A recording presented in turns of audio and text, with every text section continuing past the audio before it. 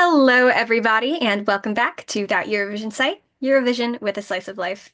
I'm Shiloh. Today I'm here with Kittens, and we are going to be talking about Malta.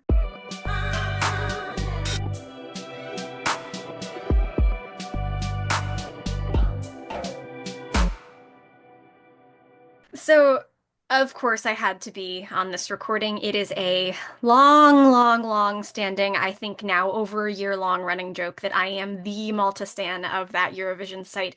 This is not per se necessarily true. However, I am going to be live tweeting both the semifinals for Malta Eurovision Song Contest, which is indeed what we are here to talk about today. We are here today to talk about the Malta Eurovision Song Contest. So I'm here in charge today. Kittens has joined me. I How are we feeling about Malta, Kittens? I mean, in general, I feel like this is a much better selection than we've had in previous years. Like, I've been saying for a while, rightly or wrongly, that Malta have been on the path to something. So not necessarily there, but like getting there, if you know what I mean. No, I Um, don't. Can you elaborate on that? Because they've done really poorly the past couple of years. I don't know where this is going. yes, they have, but I feel like their understanding of what makes a Eurovision song is getting better. Like, I Okay. am not saying this is like 100% they're gonna win, job done, but I feel Mhm. like they're getting there. They're getting somewhere. And I feel like there's been quite a lot of positive things that have come out of this year's, how they're organizing the selection, how they are acting in the selection. I mean, all the songs out on Spotify within 2 days of the release, I think. It's something like that. You know, all of the videos available straight away. You know, there are some really good songs in this selection this year. Some Which is really whack standout because tracks. speaking for me, I don't think I've ever watched MESC. I don't think I've ever listened to the songs ahead of time. It's just not what I do. But I had heard, this selection has a reputation, and for good reason, because the two songs have landed somewhat undeservedly to my view, but they did land dead last in the semifinals 2 years in a row. So I went into this thinking, oh, this is going to be terrible. And do you know something, viewer? It was not. Yeah, I did one of the reactions for this, and I I think I ended up liking like 4 out of 8, like really liking Yeah. 4 out of 8 of the tracks that I listened to in my video. And there's they've gone on my playlist. And I think this is a better situation for artists as well. We've got a much more slimmed down show. We've not got 21 semi it's not quite 21 semi-finals, but it felt like it. We've not got like the myriad of semi-finals. We've just got two semi-finals and a final. And I'd like to think, although who knows, that somewhere somebody went, well, actually, lads, this isn't working. Having 400 semi-finals and all of this chaff is just not doing us a good job. What we can Not a do recipe for is success. what we can do is slim it down and make a better job of it. I mean, it may just be coincidence that the songs this year were generally of better quality. Like, not everything is good, but I think there's generally a better quality. And there's a bit more variety than we've had in previous shows.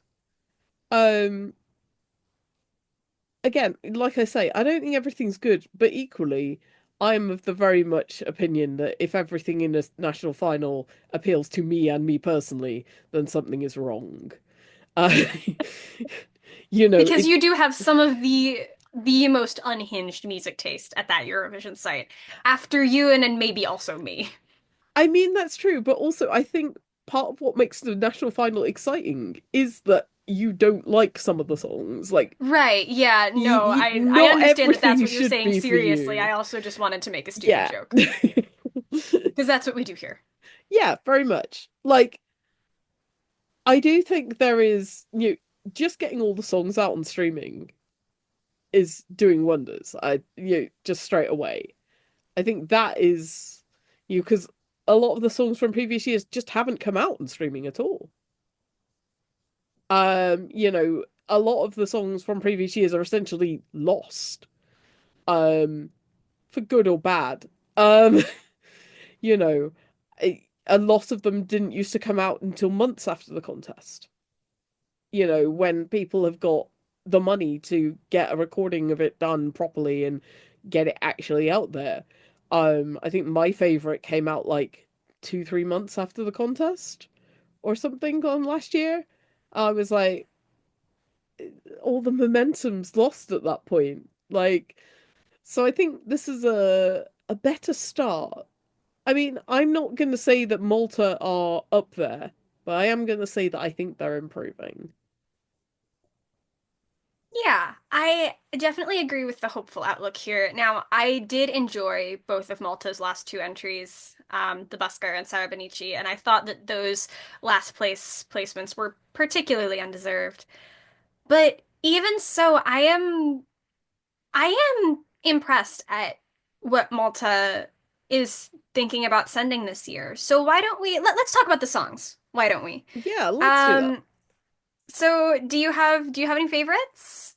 What are your Um, favorites? yeah, I mean, I think my favorites are Cantera Yes. but my most favorite, I think, is Heaven Sent. Yeah. Oh, my neighbors and my roommate, I'm sure, are so sick of it. I sing it around the house all the freaking time.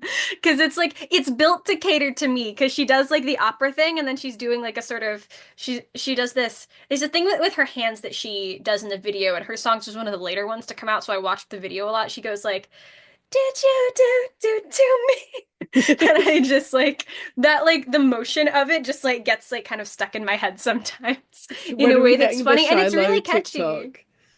What? When are we This getting is the the oh Shiloh no. TikTok version? No. Look, I mean, if we still have time with the outro, I'll sing the song and you can clip it. Again, much to the distaste of my roommate who is unfortunately working from home today. It's I mean, fine. I think, I mean, that one stands out for a lot of reasons. Hmm. I mean, it's just really catchy. Just generally, like it gets stuck in your head. The morning after I had listened to all the tracks, I woke up with that bit in my head. Like that was firmly just lodged there after one listen, I think. And I think that is something that is really, really important at Eurovision that you can make that impact straight away. Um, and if we are, you're saying, oh, she's picking up on stuff from the like the how she's like presenting herself and how she's like moving, and I think there's just a lot of good things in this. Like in its heart, it is a basic pop song, but also I think, it's got that technical parts of it that make it difficult that, anybody who's looking at it thinking, is this song easy to sing? No, it's not easy to sing. It's hard to sing, and it's going to be hard to sing it well.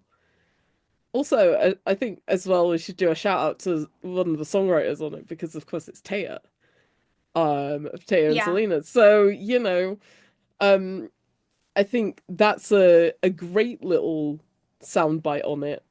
Um, I think I just think it's got something that is just like, I put up a post on Blue Sky about this morning, saying that it was lodged in my head, and just like there's just been a little like outpouring of love about this song. So I'm really glad that it's kind of caught a little bit of like, you know, people are getting into it. Yeah, and as far as I can tell, Christy Spiteri is pretty early career too. She doesn't, she has she has maybe some covers out, and that's it.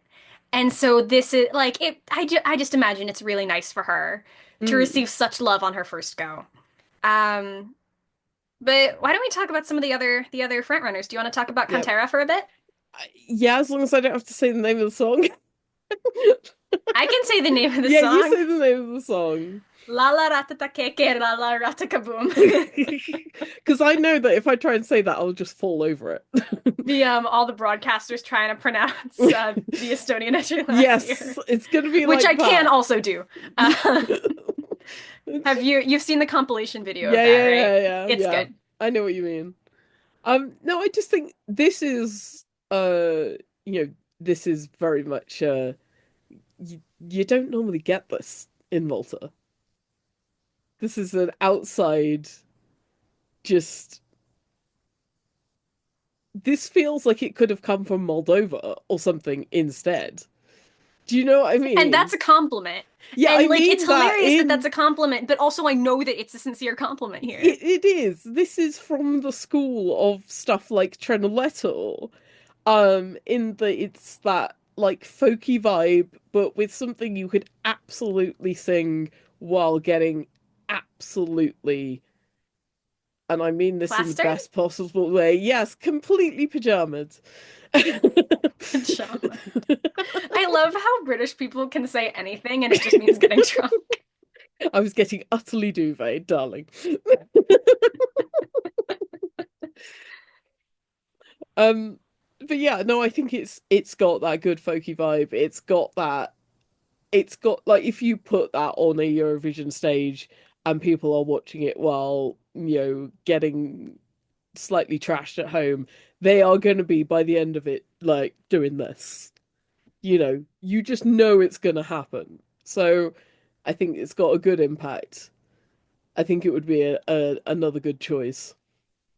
Yeah, I think it would get Malta a good result. I'm personally not as ride or die for it as the rest of the fandom, but I can respect on an objective level that it's good and would get them good results.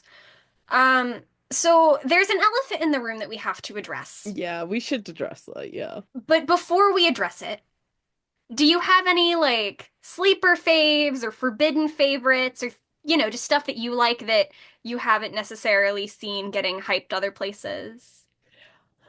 I mean, I don't think it's like because I've seen a few other people talk about Talk Talk, which is a Matt Black written song, partially as well, and it feels like it, and I'm just happy about it. Um, it's a great song. It's fun times.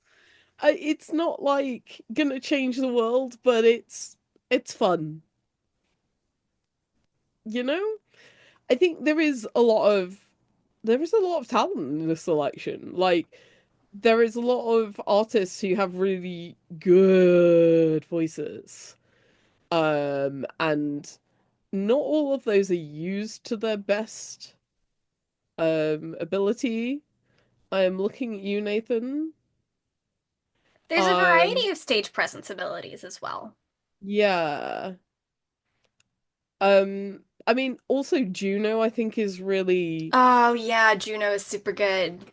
that's got a really good impact. It's got the whole like a chorus you could holler kind of thing. I think that was another one that's up there.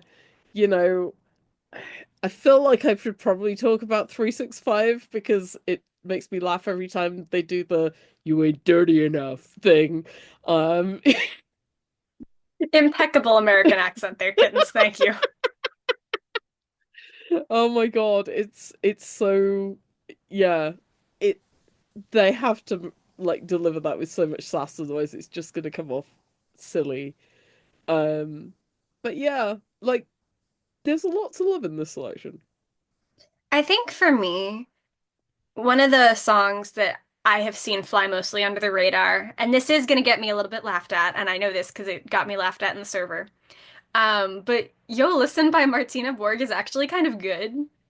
It is actually kind of good, but it's not It's like not it's half it's not a cooked. Eurovision song. it's not a Eurovision song. I don't think it would do well at Eurovision, but it's easy to listen to. It's laid back, and I just really enjoy it. And I just would like to take this moment to give that woman just a little bit of love. Yeah, I think it's a kind of song that if it was just a little bit, just needs a little bit more time in the oven for me. Hmm. It's just a little bit messy, but it's got a lot of good things in it. It's very listenable. Hmm. Shall we talk about the elephant in the room? Yes, I suppose we should. So, the song, the song "Serving Cunt." I know that the by Mariana Conti has absolutely taken the fandom by storm. And we need to talk about it. It is exactly the kind of song that is going to go absolute gangbusters in every Euro club. It already has. Yeah, I mean it has. I was there. But it's going to be played at every Euro club for probably at least absolute minimum the next 10 years, right? That's times like this make me feel really actually sort of glad that I live an ocean away from the rest of you people and I don't have to live through that. It's to be clear, I don't hate the song. I do think that it's pretty good. But I don't like that everybody is so obsessed with it. I dislike it on ideological grounds. I think if the song was a bit more together, it had more to it than just that chorus. And like I think she does it really well. She's got like the Hmm. impact to go and do it and Her deliver her it. performance presence is a big part of why I would put it in, the top half of entries. Yeah, like I think there's definitely something really good there. The song again feels just slightly half baked. You remember the chorus and the rest of it you're like, what is this? What is this? What is this is familiar. This is oh, it's that song, you know? Yeah. So can You know, a like, song get to Eurovision based on a bit alone? yeah, and the bit, sorry, I'm just opening up Google Translate here. Um, it feels like they came up with this bit, and sorry, And Google Translate. retrofitted Maltese to it. Yeah. So let's find out what cunt means in Maltese, huh? It's sing is it sing or singing? I can't remember which one, but something Yeah, like that. singing. Um, and so they came up with this pun. They wrote an entire song around it, and they wrote it to be marketable to a very specific genre of Eurovision fan. Yep. And that's the thing that gets me is the fact that this was like this was not organic. They did this This is on paint by purpose. numbers for Yeah. Eurofans. It's I like, and totally in get that what way you're is a little bit, saying. it is a little bit, this is also the problem, and kittens, please forgive me for this. This is also the problem that I have with Ich in Finland, where it's like you are doing this on purpose. And while the song may be good, it annoys me to no end that you're doing this on purpose. Yeah, no, I totally get it. Like, I do think the song is good. I do think that she will carry it. I just I there is really don't want it something to go that to feels Eurovision. there is something that feels just I mean, I know all of these songs are or probably most of these songs at least are, songwriting camps and a lot of them are the same songwriters we know and love or otherwise from other selections. But there is something so laser targeted manufactured about this. It is a fun time, but with a kind of a different hat on, I can totally get what you mean. it's a fun time with an asterisk at the end of it. You Yeah, know? So that out of the way. That out of the way, one last comment on the songs. I just want to express my delight at how many of them this year have been in Maltese. I knew you were I going to didn't, bring that up. I'm so glad. well, and you knew I was going to bring this up because I told you, oh, I forgot to say this in my reaction video, and you Yeah. said, come on the discussion with me instead. But I was so, just like, the whole native language boom over the past few years has really been so gratifying for me to watch. And like I'm me. I'm an outsider and I speak English. And yet I am having such a good time like experiencing all of these different languages that are coming at us now as a result of 2016 and 2017 and then 2021, and it's just like going from when I first started watching Eurovision in 2016, where like almost everything was in English and like the English lyrics were often sort of bad. Albania, I'm looking at you. Um, like and now we're here and we're having all of these songs in national finals where like there aren't really that many in English. I think um I mean UMK is like 50-50 this year, right? Lost the plot, but it sounds about right. Yeah. And Malta sent their first ever junior Eurovision entry in Maltese this year, which was Yeah. really cool as well. And, I think that Malta often cops out in these situations because one of their official languages is English. And so Mm. back in the days of the language rule, Malta would just send songs in English. And you never really got that exposure to the Maltese language, which is a really interesting thing about Malta and Maltese culture is their funny little Romance Semitic hybrid language. I just think it's neat. Yeah, And I'm like excited that we're getting exposed to so much of it this year. I just think it's cool. It makes me happy. yeah, no, I was also very pleasantly surprised to find out how many have at least a bit of Maltese in them, even if the whole thing is not in Maltese. I think it just shows that they're getting a little bit braver. And, the tide is changing on it having to be in English. And it would be nice to see them send something, as much as I, have my favorites, it would be nice to see them send something at least partially in Maltese. If not this year, then in the future.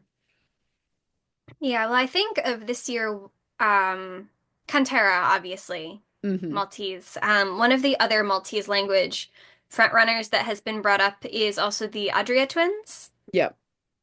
As that, I mean, that was the very first song I listened to, and right off the bat, I was like, oh wow, this is actually pretty good. And that really set the tone for my whole listening experience. And it was in Maltese and it was good. And I was really impressed by that. Yeah, I think it's just a good sign. On a path. Like I said, they're on a path. Hmm. They're on a path. So now why don't let's chat about the future. Let's predict the future here, kittens. Uh-oh. So I'm so good at predictions. So, what song or songs do we think are the most likely to win? Outside of our own personal favorites, what do we think is likely?